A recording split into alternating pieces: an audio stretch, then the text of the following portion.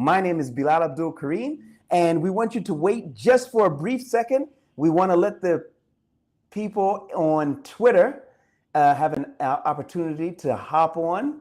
So just give us a brief second, and we're going to get started here. All right.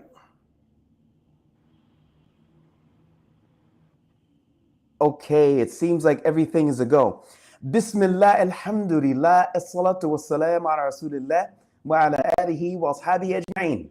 Welcome everybody from around the world. My name is Bilal Abdul Kareem, and we are here.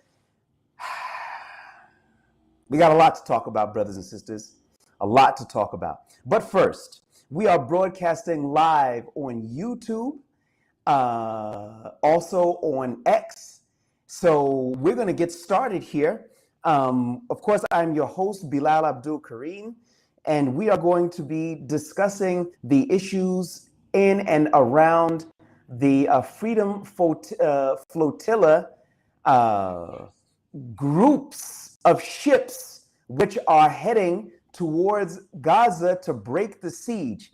And I couldn't think of anybody better to talk to than my good friend, journalist, activist, author, mother, and good friend to go along with all of that.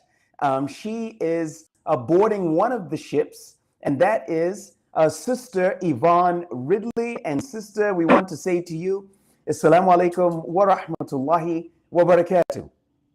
Wa alaikum salam.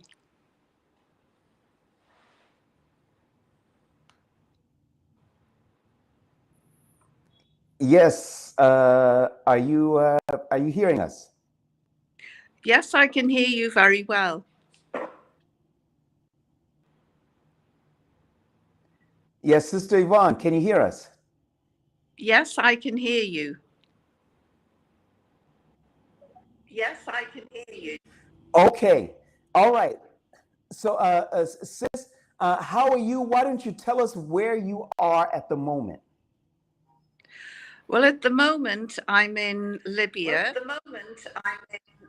I just crossed the border last night from Tunisia.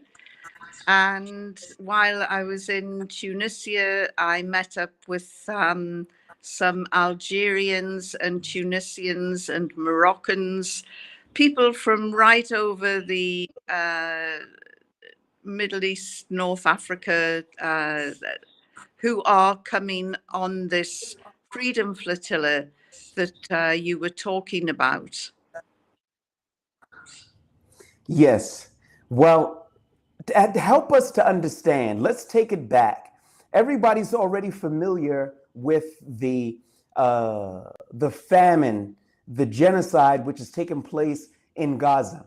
But we would like to know, what are your goals? What are you hoping to achieve with this trip? Well, the chief goal is to stop a genocide. But the main aim of the flotilla is to give food and medical aid to the children of Gaza. We're hoping that the actions of a few ordinary citizens from around the world will shame the international community into doing something practical. You know, we're under no illusions. Our aid is like a drop in the ocean for the people of Palestine. But it's not a stunt. It's the Zionists have attacked us in every way they can to try and undermine our efforts. But be in no doubt at all, this is a humanitarian mission. It's historic. It involves more than 42 countries, and it is an initiative by ordinary people like you and I who can't stand the deaths anymore. We have to do something to try and stop this genocide, this Holocaust. You know, it's 2025 and children are starving on our watch. Now, your voice cut out just a bit, but I think everybody was able to understand what you were saying. Just to reiterate, you were basically making mention that while the amount of aid that you're bringing is what would be called a drop in the ocean, but this is an opportunity to show what ordinary citizens can do to shame the international community and those who are in power who have done nothing. Did I get that right? Yes, what has Britain done, for instance, where I come from? What has Britain has supplied bombs that have been used by Israel to bomb hospitals and schools and humanitarian delivery centers. And that's all that Britain has contributed. It says that it is sending aid, but these are weasel words from global politicians who really are at the mercy of a rogue state. And Israel is a rogue state. It's unbelievable. If you look at the map, we're talking about a country which is squatting in the Middle East. It's not even the size of a South African game park. And there it is, festering, just piling on agony to the Palestinians. And it's mainly the Palestinians in Gaza, although the Palestinians in the West Bank, the occupied West Bank, are also suffering as well. So the global South, which was the first to step up to the plate and initiate war crimes investigations into Netanyahu and Ben Gvir and other members of the Israeli government, the global South has tried to do its best. South African lawyers did a brilliant job in taking Israel to the International Criminal Court of Justice, but it doesn't help when America turns around and says, well, we're going to penalize and sanction the ICJ because it's taking our good friend Israel to court. America is supposed to be the superpower of the world, but it is showing absolutely no leadership at all. And it is giving rise, if anything, to some pretty Leadership in arming the genocide. yes. It's Donald Trump is looking very weak. He looks like a man who has to take orders from this Zionist state. And now people are beginning to understand why. Because there is a very powerful lobby group called AIPAC, which in America is paying millions and millions of dollars to politicians. It doesn't matter who they support. It doesn't matter if they're Democrat or Right. Republican. It's just, will you help Israel? So basically, AIPAC has bought and owned more than half the Congress, the American Congress, and they make sure that those politicians are doing their bidding. In other words, America is under the influence of a foreign power. Now imagine if those politicians were taking rubles instead of shekels, the outcry that there would be from ordinary American people. And of course, similarly in Britain, more than half the British cabinet is in the pay and sway of these influential Zionist lobbies. And, the British government is owned, bought and paid for by Now, television. there are some people who, I'm sorry to cut you. I think, yeah, yeah, I think that there's a bit of a delay. But I'd like to ask you a question. There are people who are watching and they would say, look, Sister Yvonne, we applaud you, we support you, we're with you, but there's a reality. the Israelis are not going to let you through. What would you say to those people? Well, I know that you have been in some very tight spots. And I remember having a conversation with you on the eve that Aleppo was falling. And I didn't think that you were going to see the sun rise the next morning. But alhamdulillah, here we are talking. And miracles do happen. Things can happen. Things can change. Here we are. And I believe that we will get through. You know, my time, like yours, is valuable. I can't just drop everything and flit off on a whim for some jolly around the Mediterranean. I need to know that I've got a fighting chance of getting through to complete this mission. And I believe that we will, because the United Nations has just announced it is also providing a ship for the flotilla, and some other major figures are coming on board the flotilla. We have Nelson Mandela's grandson. Wow. The chief, he arrived today in Tunisia, and he is joining the flotilla as well.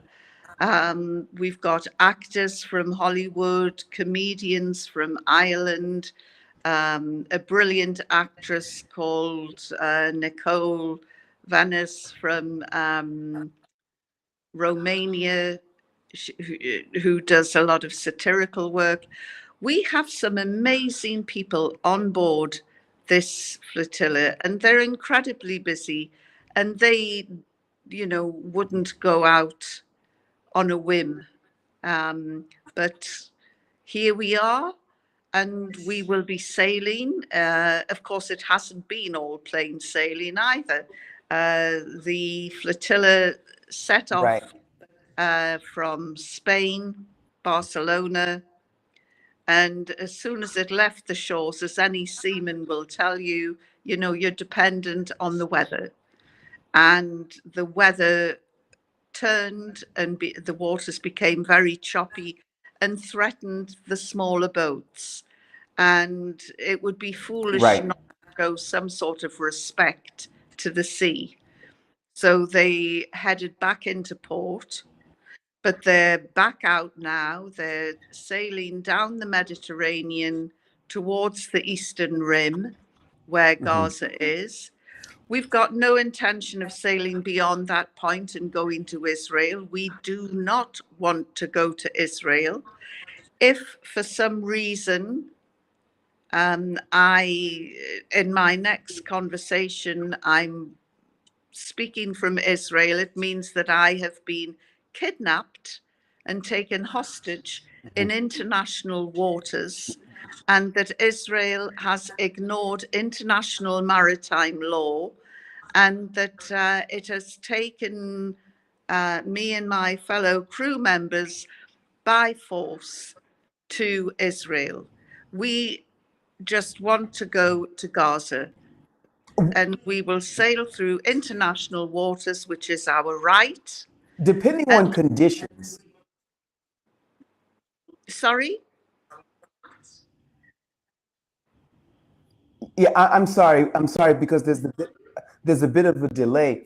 Depending upon conditions, when do you think that if things go smoothly, when might you arrive in the Gaza Strip? Well, we could arrive as early as the 9th or the 10th.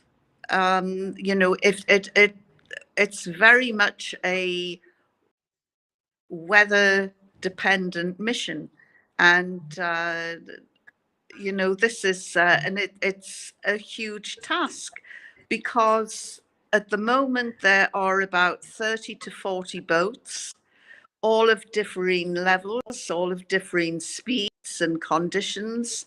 Some will be able to, but it's pointless racing ahead. Our strength is in our numbers. And we also believe that when we set off, Other ordinary people who have boats will say, come on, let's join them.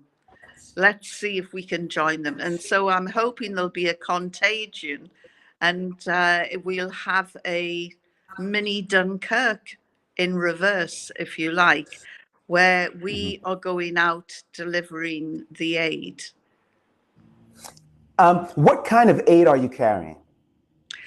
Well, today I've been looking at the aid that our boat is taking, and there are some tiny little sachets, very much like the sort of sachets you get in a hamburger shop, you know, a sachet of red sauce.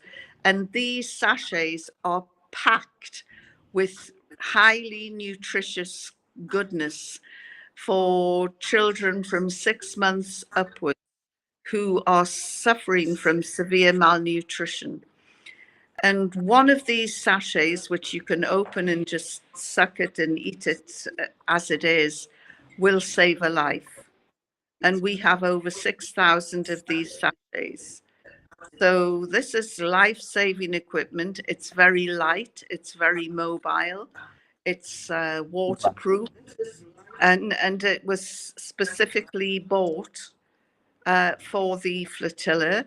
It has a long shelf life, just in case the Israelis do try and pull any of their nasty stunts. And so that's aid. We're taking blankets as well. There is nothing in Gaza, Bilal. There is no food. There is no water. There is no power. There is nothing. So if you can think of anything, then we would pack it, you know, and so we've got blankets to keep people warm. We've got this highly nutritious, life-saving food, which will save a life. And you know, we've got water and all and medicines, you know, things that are desperately needed in Gaza at the How moment. long are you planning to stay in Gaza? Well, it's not going to be an exact science, and as the world is finding out, delivering aid is not an easy task. You know this from your experiences distributing food in Syria. It is fraught with all sorts of problems, Sure. depending on how desperate the population is. And so we will have to react according to the conditions that we find on the ground.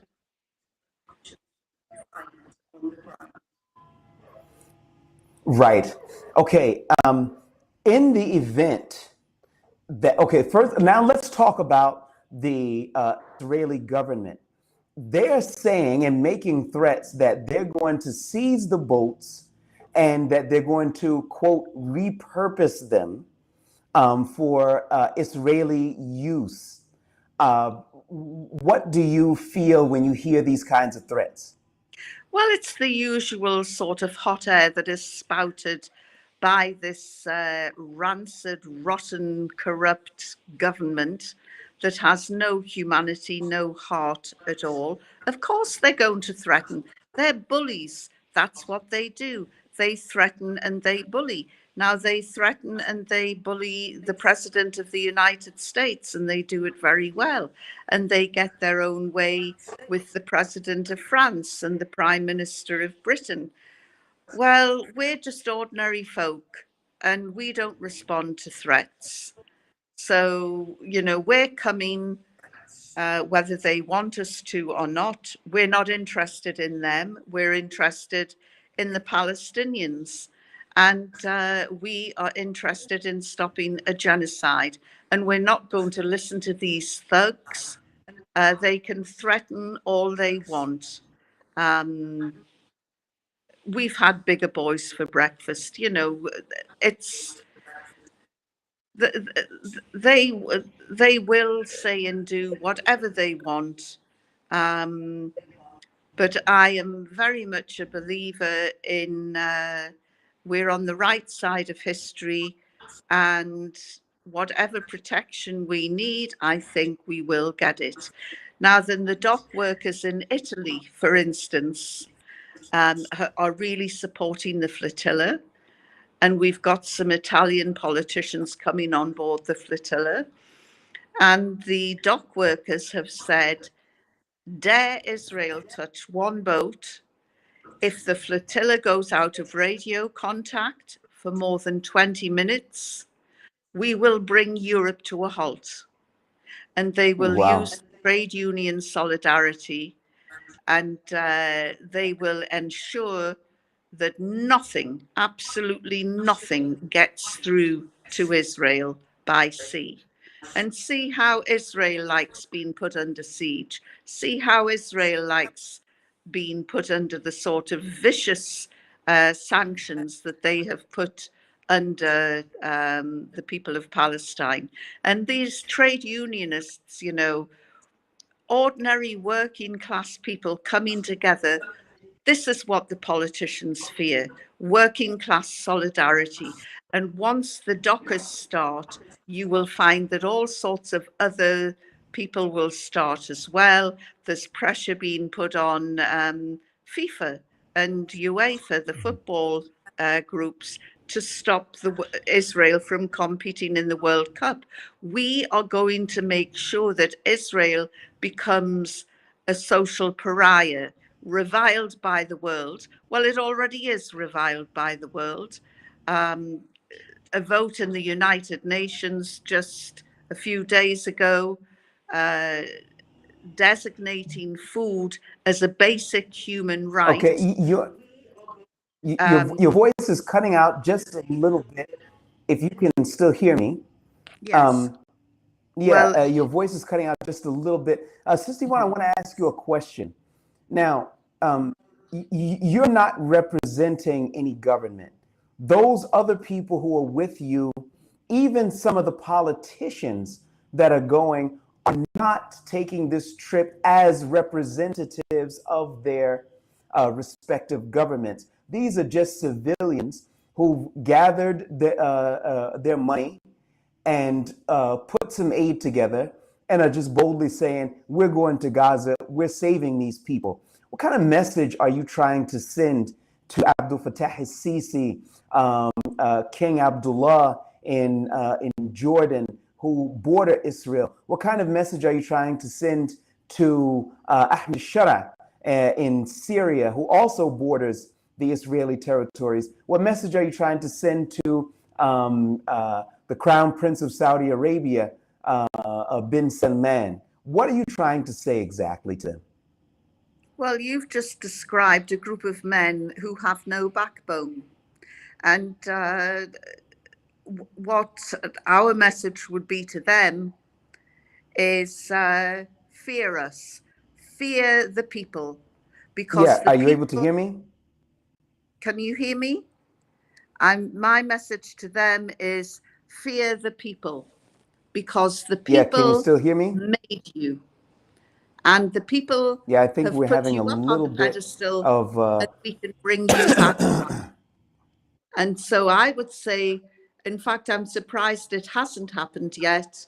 I would say to the people of Jordan, rise up against the monarchy. They are shameful in their behavior towards the Palestinian people. We have to rise up and resist. And some of the greatest movements have been started by ordinary people. The Black Civil Rights Movement in America was triggered by one tired little Black woman called yes, Rosa I can. The Parks. last thing we heard was that they should fear the people because the people. The people will rise up. You know, we have seen what people power can do right across Tunisia, Morocco, Egypt. We've seen Libya, where I am now. You know, it's a great country, and and the boat that I am traveling on is called the Omar al-Mukhtar boat. Omar al-Mukhtar, born in 1858, he would not surrender. He would not give in. He was a real fighter. He would be looking at us now and be deeply ashamed. He fought against colonialism. He rose up against the Italian occupiers and oppressors. And it was people power that got rid, in the end, of the imperialists from Italy and Britain and France and other Western countries. And this was done by people power. And I would say to the King of Jordan, you want to stand up, get up off your knees and stand up. We made a speech here yesterday when we arrived in Libya, and we were given a wonderful reception by the heroic people of Zawiya, and they know what it is to rise up. And a lot of Arab people do. And there are some great role models out there. And that's what I would say to the King of Jordan, and to the Crown Prince, the de facto leader of Saudi. I would say the same to him as well. Him, and, to hell with him and his vanity projects. How much more humiliation are the Saudi people going to take? And, again, I would urge the Saudi women, kick your husbands out of the bed and lock the bedroom door and don't let them back in until they show some backbone as well. People are dying. Babies, our babies are dying.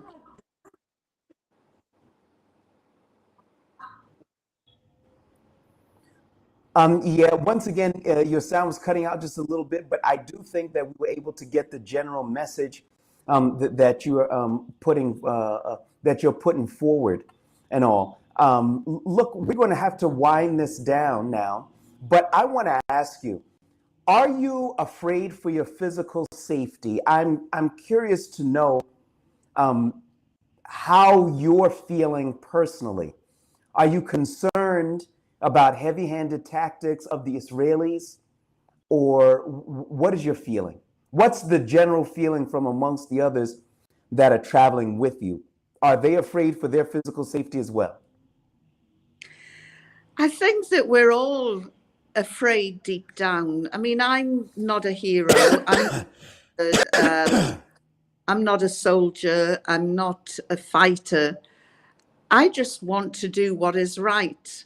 And the drive to do what is right is overriding the fear that I may have. And, as I said yesterday, I would rather die fighting on my feet than on my knees. And it all sounds very brave and very gung-ho. But yes, of course, I do have some nagging doubts and some fear. I love life. I love my family. I love living in Scotland, and I love doing what is right. But there are times when we have to make a stand. And if we don't stand up now, we'll never stand up. And this is why there are more than 42 countries represented. The president of Colombia has sent goodwill messages. It would be nice to see some Western leaders show some backbone and send us goodwill messages as well. Frau Genocide, Ursula von der Leyen, hasn't even referred to the flotilla. She's just this rancid, so many horrible people out there who are willing to look the other way while this genocide is unfolding. Well, one day somebody will ask me, what did you do to stop the genocide? And I want to be able to say something worthwhile. And I think taking part in the flotilla will be something worthwhile. Do you think that all of this people power activity is going to actually start to make a difference in the coming elections around the world? For example, in America in 2026, you have the elections for the Senate races and the Congress. These are very important elections. And I'm feeling that those who are continuing to run by AIPAC money, continuing to spout and to spew that Israel has a right to defend herself and so on and so forth, I think that they're going to find themselves isolated, not just in America, but I'm also talking about in places like the UK, France, and other places, because there's just a big disconnect now between the people, the populations, what they want, and what their respective governments are putting forward. So my question to you is that, do you imagine that this group of ships, first it was Greta Thunberg, and she was on one ship, and now there are 30 or 40 going. Next, there may be 50 or 60 or 100 going. Going forward, do you see this changing the political landscape around the world against Israeli interests? Oh, absolutely. Israel is finished now. It is, if it wasn't for America, Israel would have long gone. And I think that the American people, even the crazy MAGA zealots, are realizing just how much Israel is costing them, not only in tax dollars, but in reputation, in humanity. And the AIPAC committees cannot prop up Zionism much longer. And the New York mayoral contender is proof of that. You know, AIPAC pumped millions in to stop that guy from standing or winning any election in New York. And it looks as though, despite all of their efforts, people power is going to win the day. And it has politicians scared, because what we are saying to them is, we voted you into power and we can vote you out of power. And, you know, that's the nature of democracy. And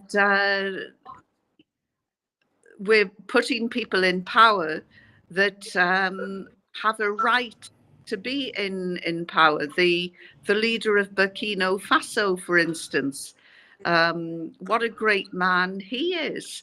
And he is standing up as an African leader, unafraid to speak his mind and to say that, you know, we want the American colonialists out of Africa. America is in its final days of empire as a superpower. It's clear that the whole axis of power in the world is changing, and we're going through a change at the moment. The danger for the Palestinians is that, just like the Third Reich in the final years in Germany accelerated their death program, the Netanyahu government is accelerating its ethnic cleansing program in Gaza. And they're setting up concentration camps, which will hold a maximum of 1.5 million people. Well, we know that before this war started, 700 days ago, we know that there were 2.2 million people in Gaza. Well, where have 700,000 people gone?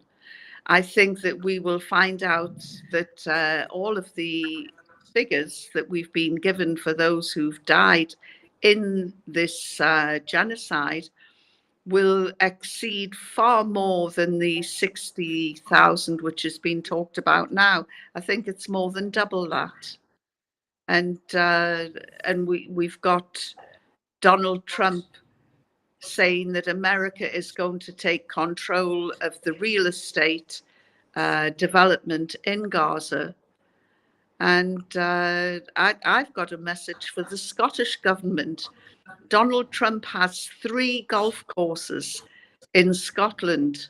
Well, we should just requisition those golf courses and turn them over for housing for refugees. How would he like that? But that is what he is doing in Gaza. He is saying America will run the land, will run the development in Gaza. Well, Donald, we're going to take your land and we're going to hand it over to people who need affordable housing. So that would be, I think that would teach a lot of people a lesson. Sister, we have to get ready to wrap this up, but I need to ask you of one last question. Now, you're talking to people from around the world. What message would you like to say to them? What do you want them to know? What do you want to encourage them to do?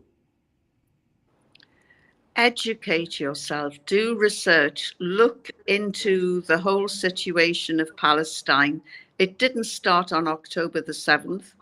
It started in 1947. It actually started before then. So please educate yourself and ask yourself, how would you feel if you got a knock on the door tonight and somebody with a gun told you to get out of your house because they've decided to take it over as their home? Because that is what happened to more than 750,000 Palestinians in 1947. They had their homes stolen from them, and this is grand theft.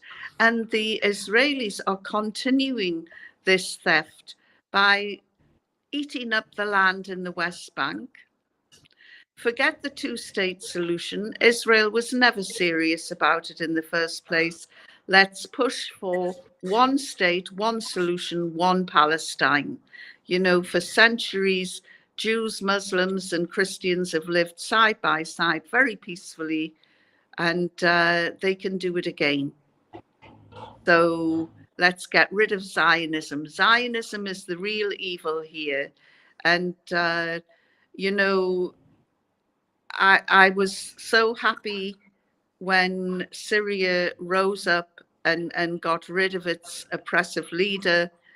But all I would say to your new leader is, what is the point of you if you are just not going to support your brothers and sisters in Palestine? What was it all about? Because the Middle East cannot be free unless Palestine is free. So to Jelani, I forget his new posh name, to Jelani, I would just say, grow a spine, stand up. You've got people who rose up and put you in power. Those very same people can take you down again. So you just do the right thing. Grow a spine. Well, look, Sister Yvonne, I can't thank you enough for joining us. I'm really happy that we've had you. I'm really going to be following this thing up in the coming days to see how your trip into Gaza goes. I'm going to ask you even now that once you're in Gaza, you got to come back on. You got to tell us what you've seen. All right. So we've already booked you. And that's what I'm most afraid of, what I am going to see. And I think they're most afraid of what you're going to say. Only the truth. And you can't be afraid of the truth. Well, Sister Yvonne Ridley, Jazakillah khair for coming on.